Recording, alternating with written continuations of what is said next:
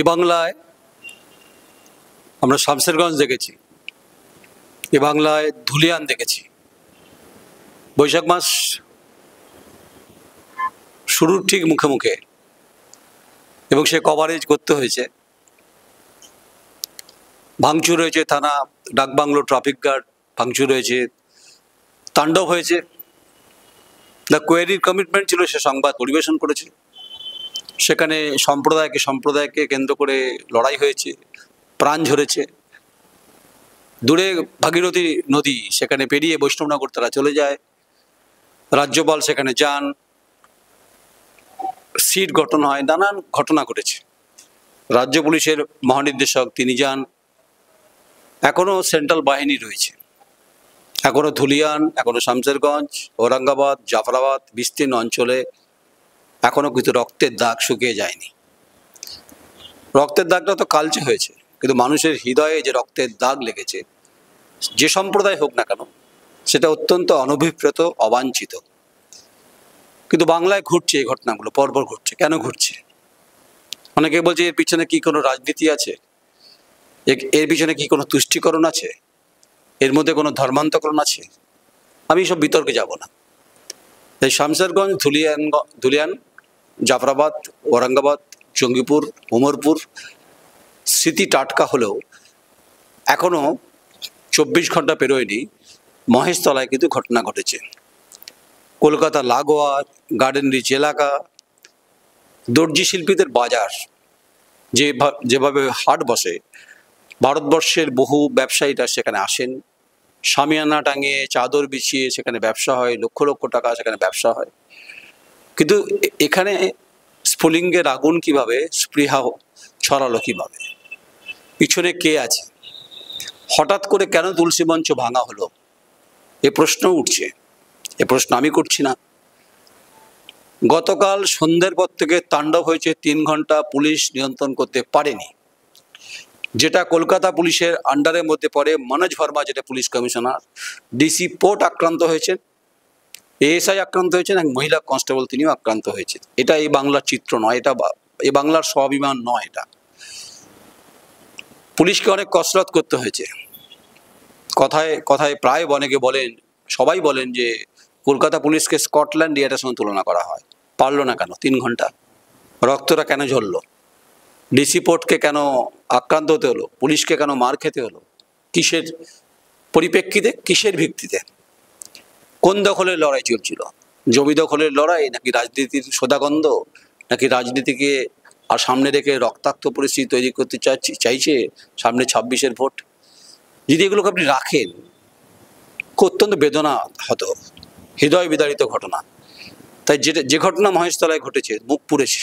যদিও ডায়মন্ড হারবার লোকসভার মধ্যে পড়ে, অভিষেক বন্দ্যোপাধ্যায় তিনি সেখানকার সাংসদ। রবীন্দ্রনগর, আখড়া এই বিস্তীর্ণ অঞ্চলে কিন্তু 24 ঘন্টার মধ্যে তাণ্ডব চলেছে, তাণ্ডব লীলা দেখেছে, যা শামসেরগঞ্জ, ধুলিয়ান, জাফরাবাদ, ওমরপুর, জঙ্গিপুরের ছবির রিপিট টেলিকাস্ট দেখার অভিজ্ঞতা অন্তত হয়েছে। সংবাদ মাধ্যমকেও লাট খেতে হয়েছে ওখানে। সংবাদ মাধ্যমও কার্যত ভয়ে কাজ গুটিয়েছিল। কিন্তু সংবাদ মাধ্যম, সাংবাদিকরা তারা কাজ করবে যত ঘটনাই ঘটুক না কেন। তাই পুলিশকে, এই ঘটনাকে কিভাবে, পুলিশ সবসময় চেষ্টা করবে ঘটনাকে ঢাকা দেওয়ার। মানে কিভাবে ঢাকা দেওয়া যায়, পুলিশ আক্রান্ত হয়নি। ডায়মন্ড হারবারের অ্যাডিশনাল সুপারিনটেন্ডেন্ট অফ পুলিশ তিনি বলছিলেন যে পুলিশ আক্রান্ত হয়নি।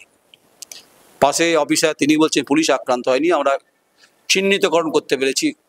এর মধ্যে RSS এর একজন কর্মী রয়েছে, তাকে গ্রেপ্তার করা গেছে।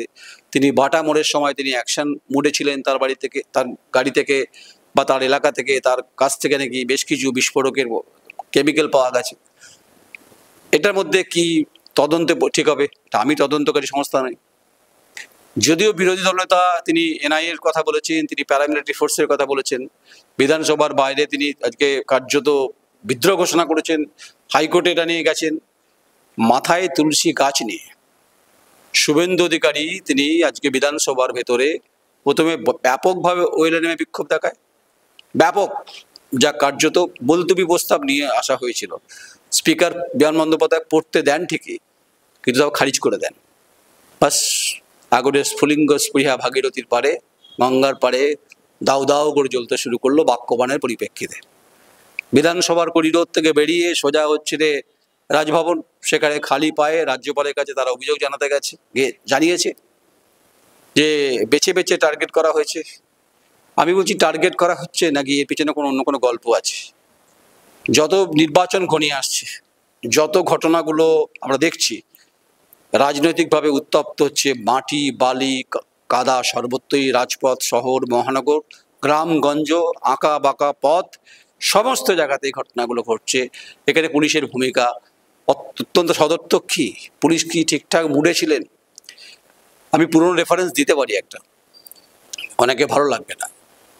ডিসি পোর্ট হত্যা হয়েছিল এক সময়, অনেক বছর আগের কথা বলছি, সেটা আমি আর চাইছি না।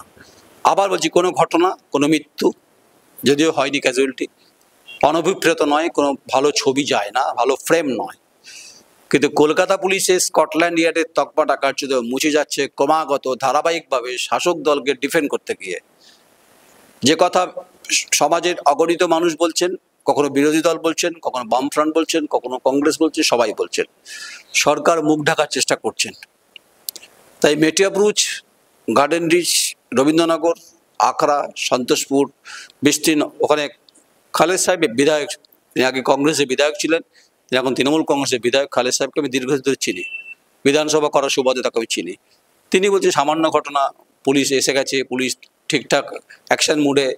পুলিশ যদি অ্যাকশন মুডে ঠিকঠাক ছিল তাহলে মার খেলো কেন পুলিশ? ডিসি পোর্ট কেন মার খেলো?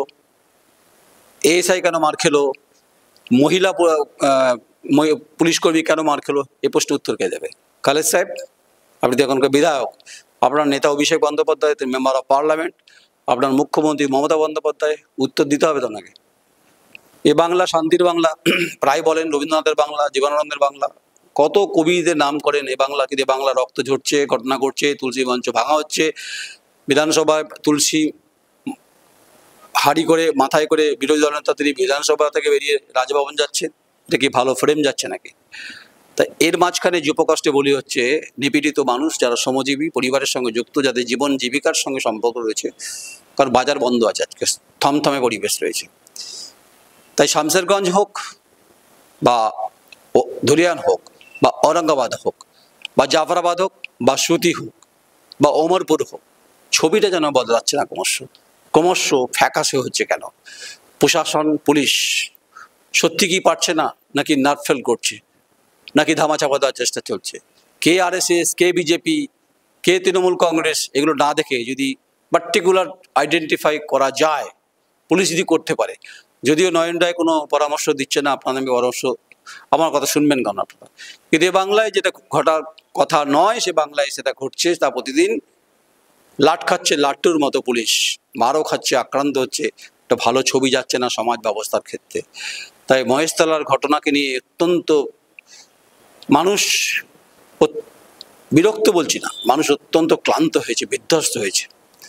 এই ঘটনার জন্য পুনরাবৃত্তি না হয় তার জন্য কলকাতা পুলিশকে আরও সদর্থক প্রাণবন্ত ভূমিকা নিতে হবে, অ্যাকশন মোডে যেতে হবে। না হলে বাংলার সংস্কৃতি, শিক্ষা, দিক, কালচার, সভ্যতার ক্ষেত্রে ব্যাপকভাবে ক্ষতিগ্রস্ত হতে পারে। আর পুলিশ সম্পর্কে যে সব মানুষের ধারণা সেটা পাল্টে না যায়।